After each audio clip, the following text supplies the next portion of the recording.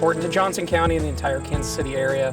Removing invasive species is critical to make sure we have the next generation of trees in a forest. The park I'm currently standing in, Ernie Miller Nature Center, was the worst case scenario. We had a 116-acre park that was completely choked out by invasive species.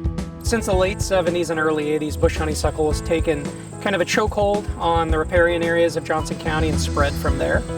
Bush honeysuckle is a pretty insidious plant where it drops lots and lots of seed. It has tendencies to use chemical warfare and inhibit other species around it. So you couldn't see 6 feet into this forest. From the edge, bush honeysuckle had overwhelmed the entire landscape. The entire forest had been choked out. To remove bush honeysuckle through this large-scale project where we removed over 400 acres of it, we had to create a bidding process that allowed us to hire conservation contractors that could come back year after year.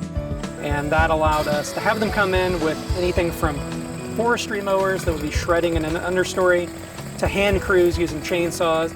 And it's not just removing something like bush honeysuckle, it's coming back and looking for the seedlings of the next year. Spot spraying, using fire on the landscape, and finding multiple ways to keep bush honeysuckle from ever thriving again is really the long-term point of this project. Native plant species like river oats help us after we remove the bush honeysuckle at a large scale.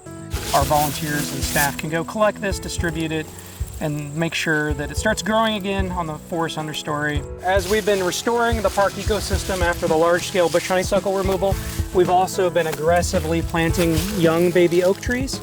And so we're trying to recreate the age classifications of trees that were shaded out by the bush honeysuckle.